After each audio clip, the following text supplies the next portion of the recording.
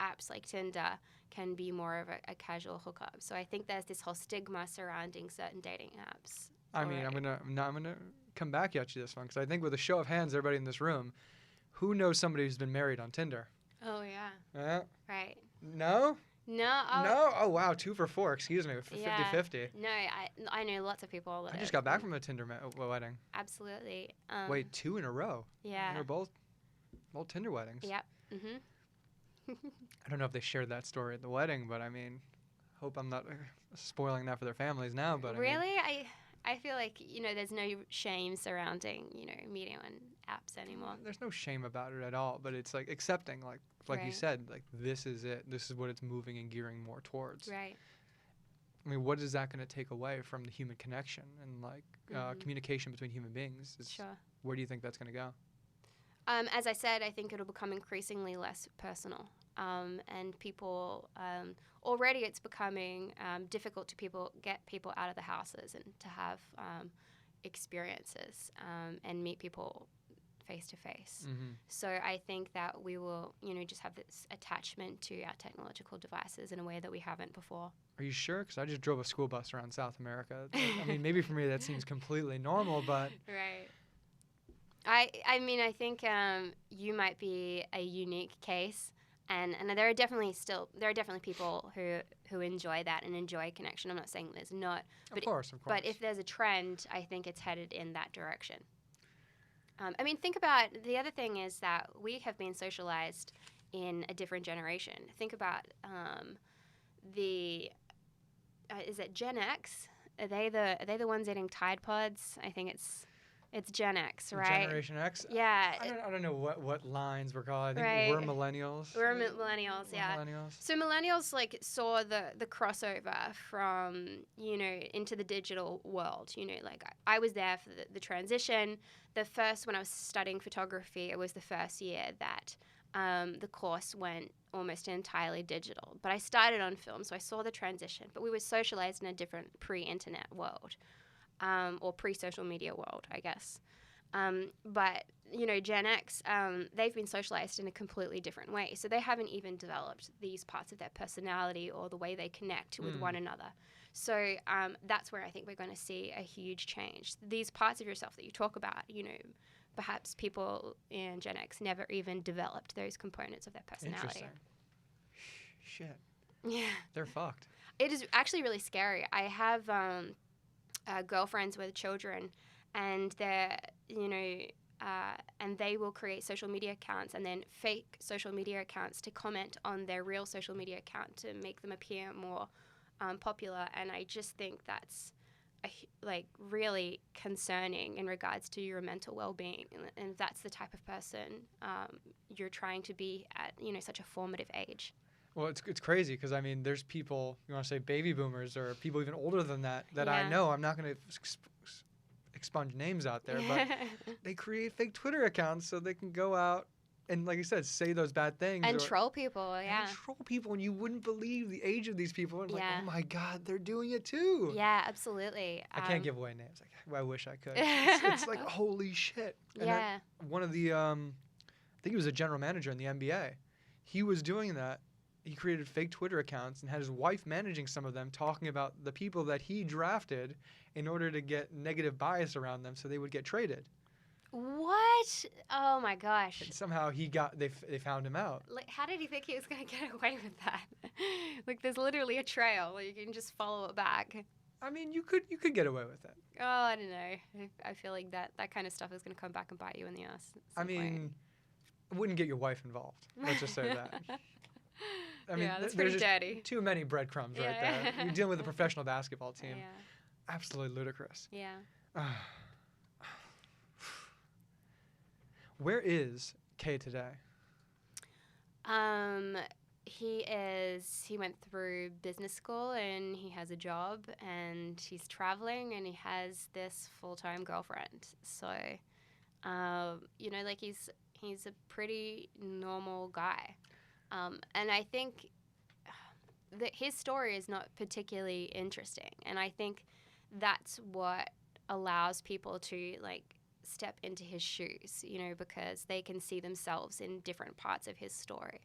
So he is kind of like a normal, American guy in that sense. Did he have a reaction? Or what was his reaction Oh, after reading these or going on these yeah. experiences with him? No, he loved the entire experience. Like for me, I might have had a breakdown and, just like really, I might have found it really challenging to hear these things about myself. And then the self-reflection process about, could have been devastating. But he completely thrived off the entire experience. And I thought it was really fascinating that he was comfortable hearing their perspective, even if it differed from his own. He was okay with that was their experience, and that's how they remembered it. And it didn't make him angry, which I think was fascinating, because for me, I would find it very frustrating to not have a voice in the story, not be able to offer my own perspective and defend myself. But he never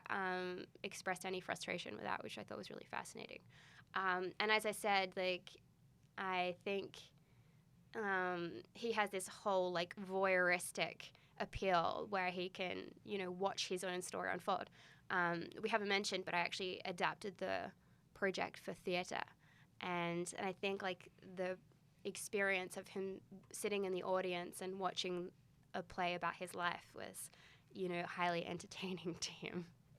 Well, yeah. How did it segue into a theater performance? I mean, after you put this book out, Right. When did that occur? They're like, oh, let's take this here. Or did someone give you the idea? Yeah, I think it was, at one point I was discussing exhibiting the project, and the director of exhibitions suggested that it was fairly text heavy and it would be good to have these audio components so people could listen rather than having to read all the content. And so I got some samples done, and I realized, because it is verbatim, that the whole project comes to life when you hear it performed.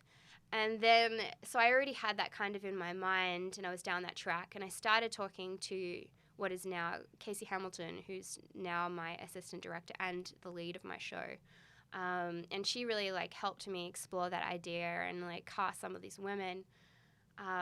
But we were still just exploring. It wasn't until I published the book that I realized I'd essentially written a script.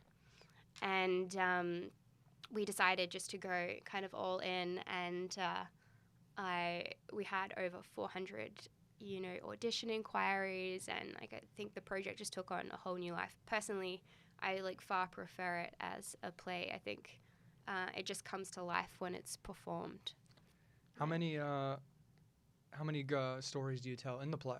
Oh, I don't actually know, because we don't tell all the stories. We have edited it down. I couldn't imagine, because I was reading the book and it was like 80 pages. I was like, oh. Yeah, absolutely. And some of them are throwaways. Like, it's okay if you have them in the book, but like they don't really translate when they're performed. We might have cut it down to like 12 or 13. And I think we will reopen in October, and I will have cut it down even more. Did you have any experience? I mean, how were you able to pivot from, being a photographer, right, trying to be a journalist? Yeah. Being a journalist, not trying, you're a journalist. Yeah. And, switching over as, almost like a playwright. Yeah, it was really daunting, but I absolutely loved the whole experience. I had this like feeling like it was kind of like the role that I was meant to play. It was really like a light bulb moment for me. I've had a background in performing arts when I was younger, so it really felt like everything came full circle. And I absolutely loved the experience in working in the theatre.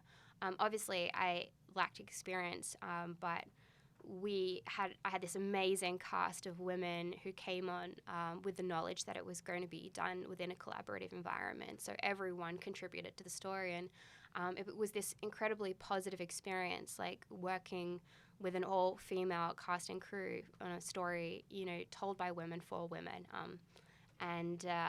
No, I'm really looking forward to reopening bigger and better in October. I'm excited to check out one of the plays. Yeah. What's it called? What was I going to call it this one? The ideas, they slip away sometimes. Right. That's why we do it live, so we can learn. And did you produce this, direct it, or did you bring someone else in? No, I did the whole thing. I producer, creator, director, the whole lot. So it was incredibly challenging and a really steep learning curve. But we sold out, and the response has been fantastic. So yeah, and like as I said, I kind of like relished the whole opportunity. And what could you tell somebody about like who's going to come see this thing? Because I know you've told me it's a much different experience than your normal, theatrical play. Yeah, absolutely.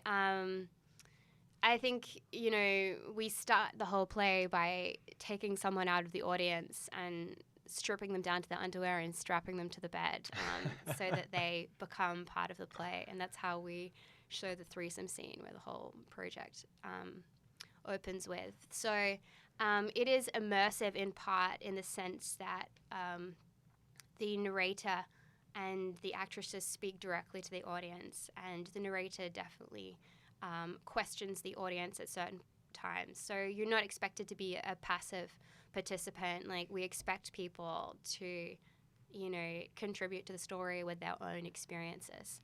And that can be really scary for people.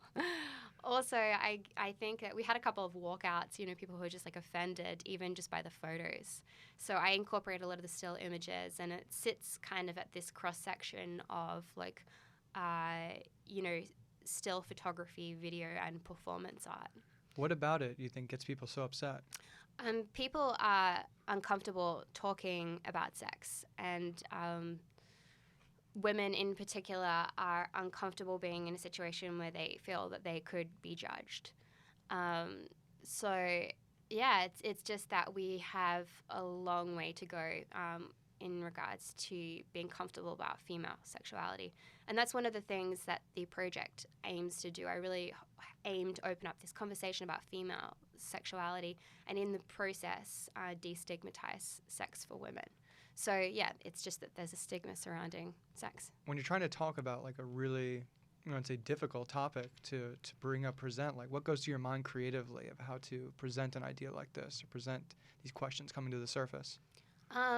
Creatively, my concern was I wanted the sexuality to be, I wanted to use sex in a way to explore, not exploit.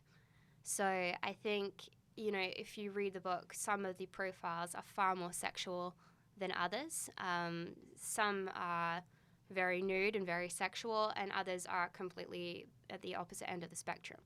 And I never asked any of the women to do one or the other. I let them dictate how they wanted their story to be told and how they wanted to present themselves. So I think that's really important. And also in the way that I photograph them. Like, I want it to be tasteful. I never want there to be like a question of like, is this porn, because I don't want it to overshadow the story, because in the end it is all about the stories. Mm-hmm. No, I thought it was so fascinating. Going back, I mean, especially looking at the photos and right. just the way you can brandish. But again, that's like the level of porn. Yeah. It's level for porn for some people. Yeah, for sure. And what they dictate when they do that is. Right. It's definitely erotica, at different points in the book. I mean, the first page. I mean, the first story. Right. Kay himself with the number 36 on top of him, and he's tied to the bed. Right. And then the group sex scene also. Oh, yeah, the group sex scene. Yeah. That one was interesting, too, because I think you have a interesting take. You're talking, was Justice his real name, by the way? No, that was the name he chose for himself. The name he chose for himself. Yeah. And it's interesting, adding like I said, the male's take. Yeah, absolutely. I thought it was fascinating. It is it's completely different to the rest of the book. Like, it's almost like this interlude, because it's very much a play-by-play of, an evening that unfolded. But hearing the things that the women worried about compared to what the men worried about were completely different. Like, I think at one point one of the girls talks about that she's uncomfortable because she hadn't shaved. Mm-hmm. And the guys never even comment on about it. They don't give a fuck at all, Yeah, I thought it was, really fascinating to hear, like, the difference in opinion on how the evening's nights unfolded. Well, yeah, I mean, pubic hair is just going extinct. It's like... It's true. Well, that plus, I mean, crabs themselves are going extinct. Right. They just don't exist anymore. There's Right. nowhere for those guys to hide. They've lost their, everything's been deforestation, I was going to say the beach has been eroded, but deforestation is much better. But going back to that story and that scene, what was interesting replaying back is a guy or a male's take about going off and gloating about a story Yeah. and having sex, whether it was a hookup with one girl, this group sex experience, and do you see that happening, or that happens more with guys than girls? I mean, Right, exactly. I think that for men, it's more about playing up their sexual exploits, while women try to play down their sexual exploits. And again, I think that's starting to equalize even just a little bit, but that goes back to how we're socialized. It doesn't matter, how feminist or badass you are. I think all women at some point feel shame surrounding sex. Even me, there's been times when I've had to question, why do I feel bad about this? I've done nothing wrong.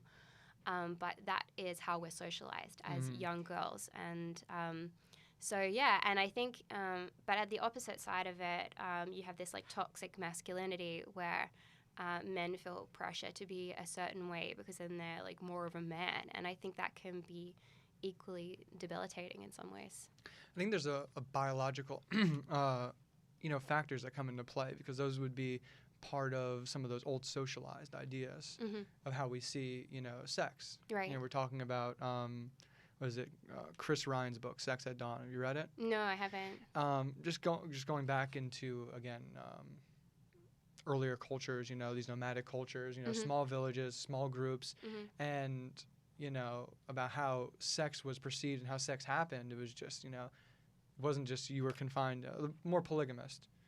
Or there's another term outside polygamy. Are you talking about polyamorous? Polyamorous, right, yeah. Right. And so, when one woman did have a child, it wasn't, hey, that's my child, that's our child. Right. That's right. The child of the village. Right, it was just for sure. as someone or a human being that we just started to look after and take part in, or to help out, because he's just part of our tribe. He's just another human being. Right. He's not a possession of ours. Right. I guess it takes a village, to raise a child. I guess that's where that comes from. That, and then you see the evolution of how, what society and what civilization, has allowed us to do as people, us to advance, and not get these sicknesses, diseases, science, religion, art, everything that comes with, the advancement of all these technologies. However, it sets us back somewhere. It's that give and take. And now we're trying to reopen these questions and re-explore about who we are. Right. I think the modern relationship looks very different. And I think it used to be very black and white, but there are definitely shades of gray. And you mentioned polyamory, which has become, especially in New York, much more prevalent. People exploring what relationships are and what they look like. Well, we have all these things that cater, unique experiences to the individual, and we forget that we can do that for ourselves. And I think a lot of people are scared to do that with themselves, but having those open talks and saying, hey, I'm not comfortable with this. I want this. People just are afraid to say what they want. Right. I know. It seems like there's this blueprint to the way in which relationships should look like, but we're also different, I think we have to consider that the blueprint might not make us happy. What do you think happened? Was there a certain event that we started moving towards more of, this open conversation and open debate? Well, I think originally marriage had a very different intent. So marriage was more of historically more about a business transaction between families, and knowing whose child was who and who had property and land. It had more to do with that and less to do with love, which is more feasible, it's more realistic when you think about it. Somewhere along the way, it became that you not only have to share a life with someone and have all these, the realities of having a relationship, but you also have to be in love with them forever, for your entire life. And now we live 2-3 times as long. So somewhere along the way, I think that the idea of a conventional, traditional marriage became unrealistic for the most part. And then everyone started getting divorced, and at some point we started questioning about what relationships should look like. Well, it's the children's fault because I mean we were just trying to have so many kids so we could have someone picking crops in the field, and then It's all of true. a sudden, you know, we get vaccines and Right. polio's not a thing anymore. So Right. 4 of 8 your children are dying right away, and Yeah, exactly. now you got to maintain and keep them. You got to love them and take care of them, Mm-hmm. and it's going to be more than you're gonna have to take care of them after they turn 18. You know, you're gonna Right. keep coming back to mom and dad if you need help with something. No, totally. So yeah, I think that like life changed. You know, things, as you said, through advancements we made in technology and health, and this idea of what a relationship looked like became like so unrealistic. Speaking of those advancements in technology, it's got to be tough being a photographer because everybody is a cameraman. Yeah, Everybody's got a good camera. it's true. It depends. Like you have to be at the. I'm a professional. It depends. No. It's a very true conversation. I'm going to say something that sounds very egotistical now, but if you're good at what you do and you're at the top of the pile, then there's still the same amount of competition. But if you're coming up, the scrap heap can be horrendous. So it really depends at what point you are with your journey in photography. But, you know, I came into the industry, I think as I mentioned, at the transition between film and digital, and I saw the people that didn't grow or evolve with the times. They just died off, you know. That's when Kodak died. Yeah, right there. That's when Kodak died. And a lot of the people that mentored me in the early part of my career would come back and ask for help in the latter part of my career. And I never want to be that person. So, like, in photography in the digital world, it has to be this constant learning process and evolution. You know, we're looking into, like, 3D technology, and most photographers also do film now. Like, you really have to be moving in that direction as a professional and be versatile and flexible and willing to learn to still remain relevant in the industry. What kind of camera do you use? I use a Nikon D800, and I have a Fuji TX2, which is like a smaller camera I take for traveling. What's the best one? Oh, I love Fuji. The skin tone reproduction is like no other. I'm just waiting for them to come out with an SLR full frame that works for me. I just got a camera when I went on this trip, this journey in South America, and I love it. What did you get? Sony A6300. Oh yeah, Sony.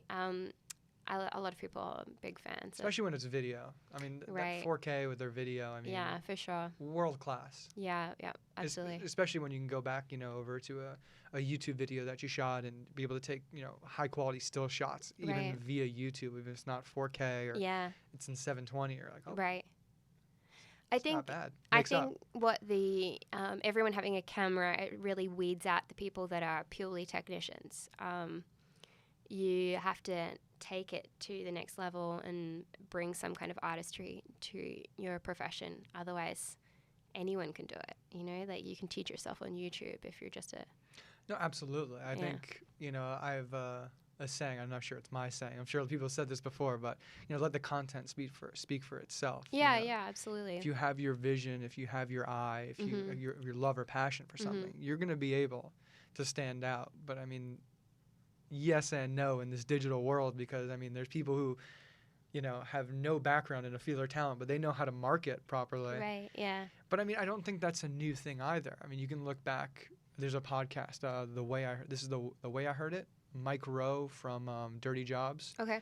And you know, he even tells a story about I forgot what corporation or company or certain invention they was talking about, but you know, some guy who just couldn't pitch it or sell it, and the guy who was over at the bar was like, "Oh man, that sounds like a great idea. Tell me more about it," and was able to pitch it, market it, get a good business plan behind it, and run away and take this guy's idea. Right. I know every small business owner has to be an entrepreneur. Like if you can't sell yourself or sell your product, you know, there's no point.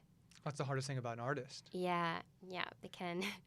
It can be, even with the show, the whole process of raising money for the show, I found incredibly painful. Like hated it. You know, like I was directing and I was in my happy place of, you know, sitting in the director's chair and focusing on the creativity. You know, I loved that, but you have to be able to wear both hats in order to be successful.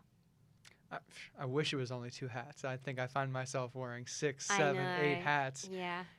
Making this happen, keeping people happy, Yeah. reaching out to more people. What are the proper tools of that? Yeah. Budget, got no budget. Yeah. Who's going to do it? You got to do it. Your time is money.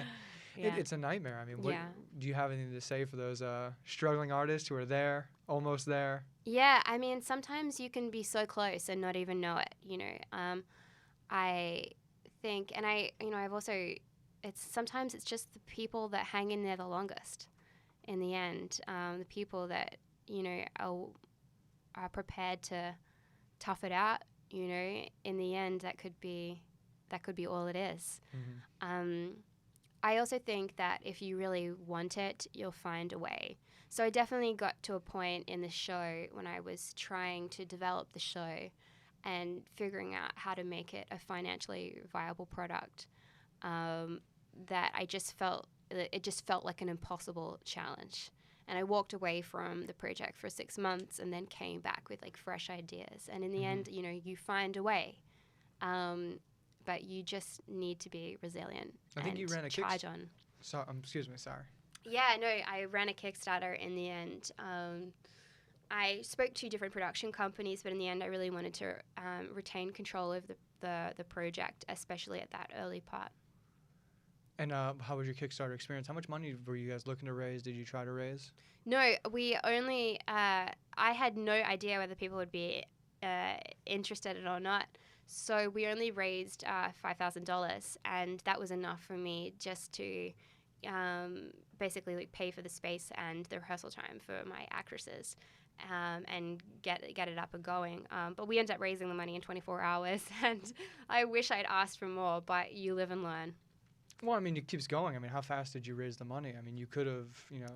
Yeah, again, You had 30 days. I know, but I was so uncomfortable with the whole process of asking for money. I would love to be able to bring somebody into the process who could raise money for me, because that is definitely not my strong suit. Yeah. Are you looking to launch another Kickstarter or crowdfunding for the next season? I'm not looking to do a Kickstarter. I'm looking for donations. So I am hopefully setting up fiscal sponsorship within the New York Foundation for the Arts, and then people can donate and it'll become a tax deduction. So we're looking for more like private investors or sponsors at this point. Gotcha. Mm-hmm. In this next season that's going to be launching in October, like how is it going to be bigger? Is the venue just going to be bigger, or is the show going to be bigger, longer? Yeah, much bigger, in the sense that I would really love to create a space that could be toured like an exhibition during the day and transformed into a performance space. The show will be more in cabaret-style seating, with cocktail tables, so that the narrator can really like walk amongst the audience, and blurring those lines between an exhibition and performance art even more. So just in regards to set and some of the projection art that we're going to bring to the table, I'm really looking to do something much bigger. Also, having now had that experience with a live audience and seeing how they react, you know, I can rewrite certain parts of the script and really like kind of like change up the tempo of the show. Obviously, as you pointed out, directing is a new experience to me, so it is a steep learning curve. Mm-hmm. Well, it seems like you do a whole user interactive experience, you know, with the photos, with the, you know, positions, virtual reality these days. I mean, it could be a really, really far away you guys could go with this. Yeah, I'm really excited to lock in my venue and then kind of explore how far we can take the concept. And what do the people closest to you think about this? You know, family, husband? Yeah, actually, you know, people often ask, like, how does my dad feel about the project? And yeah, he loves it. Thought it was fantastic.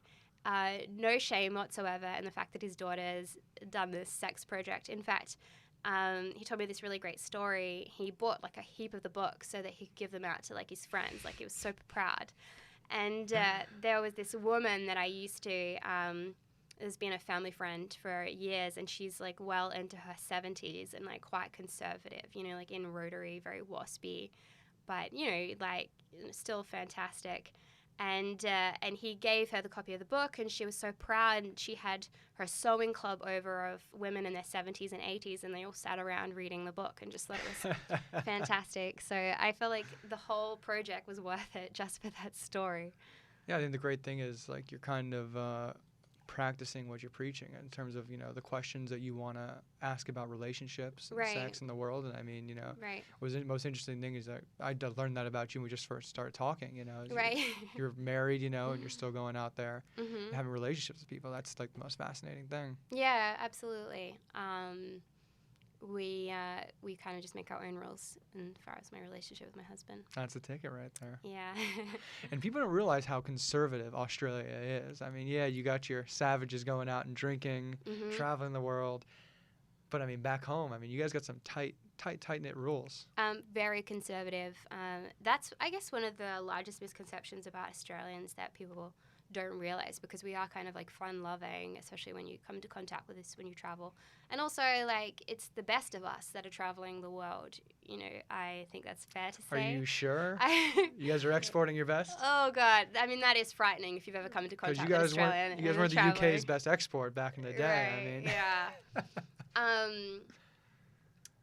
Yeah, what was the question? I lost my train of thought. I was thinking, how conservative? And what are some of these rules? Yeah, absolutely. Australians are incredibly conservative, and it wasn't until I came to New York that I found my home, you know, like where like the weird and the wonderful are accepted, and I realized I didn't have to diminish my colors for anyone. You know, like there's a place for everyone in New York, and that's one of the reasons that I really love living here. Mm-hmm. I mean, I think the experience with the press after Tinderella, where, you know, I got really fantastic feedback, especially throughout Europe, but was slammed by Australian press, you know, because I think that is a reflection of how conservative Australia is. I love Australia. I don't want to feel like I'm slamming it. I love the people there, but it is a conservative environment for sure.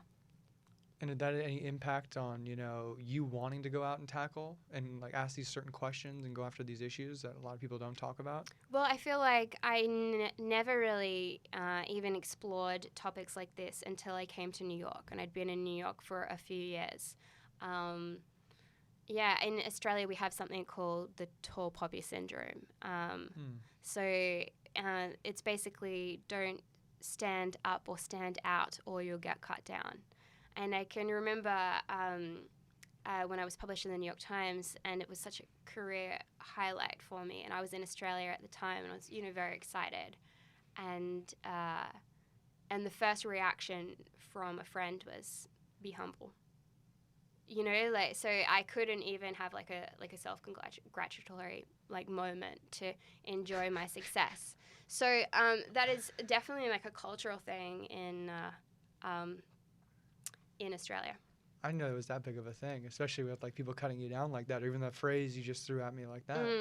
Would never imagine that. Yeah, absolutely. Can't stand people who have to remind themselves to be humble, or you know. Yeah. I think especially because the struggle is so hard, you have to like celebrate your successes along the way. Well, I mean, celebrating your successes. You know, one of our shout out to Joe Stapleton. You know, gave me a good piece of advice. You know, you better be able to pat your back even on those small victories. Yeah, absolutely. Those small wins. Because I think as you go, the goalposts continually move. So unless like you set your goals and you celebrate them along the way, it feels like you're not getting anywhere. But that just comes like to you like saying, "Oh, hey everybody, listen, I'm being humble. Yeah, I did something great, but like I'm still humble." You know, some people post like an Instagram post, like "Stay humble." Humble and hungry, like, dude, listen, you're in the NBA, like, you're good at basketball. Yeah. There's so much work you put in. Yeah. You know, maybe I understand playing basketball, but I understand what you did. Like, good for you. You know, I'm not going to take away anything that you did. No, for sure. And I don't feel like New York requires you to be humble at all. You know, New York requires you to be all you can be. How long did it take you to get used to it here? Because I'm still getting used to it. Yeah, it's really fascinating for me to talk to people who have just moved to New York because it was such a hard journey for me. So when I first moved to New York, I hated it.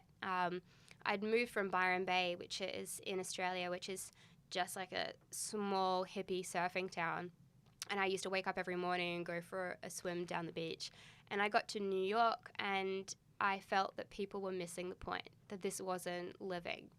But eventually you you evolve to meet the needs of the city, and you acquire your New York family, which is really important. And you start experiencing New York on a different level. When you first arrive, you're experiencing on a very much a surface level, almost like you're an outsider looking in. Once you're inside in your community, then it's an entirely different experience. Another thing I think I mentioned to you earlier before the podcast was that it's so diverse that there's a place for everyone. So, like, if you don't like the capitalist finance douchebags, you don't have to have any interaction with them, you know? Like, you can find your place, and it is big enough, but it just requires you to stick it out in the initial phase. So it wasn't probably until, like, a year, 2 years in that I felt that, you know, I really loved And I was going to say, New York. you went for a swim in the Hudson, and it wasn't like No. Byron Bay, and you're No. like, yeah, this place sucks. Yeah, actually, I went to the Rockaways, and I was like, this is not a beach. Is it bad? It's Thinking about going out there, like, where's a little bit farther past the Rockaways? it's like a wasteland ending at a dirty ocean. It's just, I'm not about it. I'm spoiled coming from Australia, but it's just depressing for me to even go. I don't want to make the comparison, so I just steer clear. No, you can do it. Slam them. Throw them down. Yeah. No, but I mean, I found that as well. I mean, you have a choice. There's 9 million people here, so I mean, Mhm. you have that plethora. I mean, Mhm. to drop in and go see. It's the beautiful thing about being here, about being dropped into, you know, it's a whole little community. I mean, you go to Queens to a Columbia, you know, Right. area to watch a soccer game. I mean, Yeah. or a restaurant. Or you go to Little Egypt or Yeah. Little Italy. It's, you know, you can literally be transplanted because there's so many of you know, what would we call it, a culture, a community of people that have come from a certain place to Right. really take in, you know, and then get a taste of, you know, what these people are now with a blend of Mhm. America in them, or a blend of America. No. They've been here. Absolutely. I think the diversity is the most fascinating part about New York. But also, as an artist, there's so much more acceptance of the types of conversations that I can have and that I can find an audience. And I found that wasn't so much a process of finding myself as, like, stripping back the layers and discarding them, you know. Well, South America and then coming to here was just like such a complete difference. I feel like Right. just the way people dress. I mean, it's just so much more trendier. There's Right. like the new thing. Like, Right. I bring this up to everybody. It's like the tuck shirt in thing. You know, if I'm playing sports, like I tuck my shirt in. You know, I got to keep everything in. I don't want my shirt getting in the way. Right. But I mean, it's like it's just a thing now. Like people just start. Right. I mean, again, what I would see it as like a formal gathering. You know, you got your button-down shirt or Right. suit and tie, your shirt's tucked in. But like, I'm just seeing sweatpants and shorts. Did I miss something? You know, I had a similar experience when I used to live on an island called Hayman Island in the Whitsundays, where I was a photographer. It was one of my first photography jobs. And anytime I would come off island and go into the cities, I was just like, what is happening? It was really strange, even just for a year, to be like out of the loop, and like the whole emo phase like hit at that point, and like the trends, once you're really removed from the environment, seem very, very strange when you come back to them. But the thing with New York is, once you do evolve to meet the needs of the city, it's very hard to go back from that.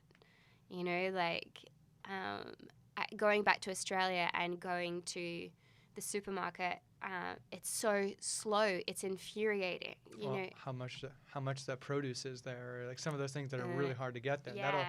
That'll ring your bell. Yeah. Oh my God, absolutely. But it is hard to go back once you get used to living in New York in a fast-paced environment where everything's accessible all the time. And I think this is going to be one of my last, but I wanted to get this because we have to have these conversations with social outliers, early adopters. And I think, you know, you're such a good embodiment of that, you know, from just being an artist in today's society, going off into photography as a profession, and then, you know, expanding off into this project and have questions about all these people. what is it, the takes that you have, or the takeaways you have to people that, have questions about worrying about fitting in society, or, saying, oh, this is my dream, but, I don't know if I want to chase this dream. I'm too worried about failure. I'm too worried about what's going to be said, about what my mom and dad, just might see or look at me and might reflect on those things. Right. What do you say to that person who's, nervous about that? I definitely had all the same concerns. I can remember being terrified when Tinderella first came out, about being judged. And now it seems ridiculous to have some of those like basic concerns that I had at that point. I think that you should never live with regrets and thinking about the what ifs or the chances that you didn't take. Have always been the type of person that's more concerned with the things that I don't do than I do. They're the things that would haunt me. So it depends on who you are. But I also think that taking risks is such an amazing opportunity for growth. And the things that seem scary, once you take that step, you'll look back and wonder why you were even worried in the first place. And the best part is it doesn't matter what field, profession, background you have, or where you even are in the world. I mean, failure happens in failure. Even if you classify it as failure, it could just be a learning experience for you. It doesn't have to necessarily be like failure even exists. No, absolutely. I mean, even just moving to New York was terrifying, but I look back and feel terrified for my former self. Like, what if I never moved? What if I didn't do it? So they're the things that scare me, like not the, when I've taken risks and decided to go for it, it always works out. I can remember when I was leaving for New York, had this conversation with my father just before I left, and he said, and I was pretty young, I was about 23, 24, and for Australia, America is the other side of the world. And his friends were all like, aren't you worried about her?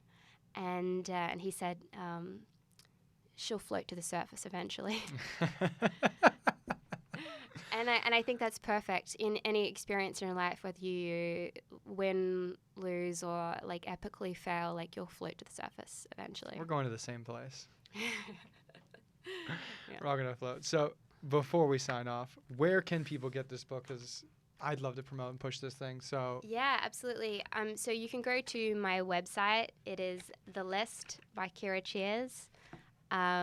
Or you can go to my website, kirracheers.com, and there is a link to buy the book on there as well.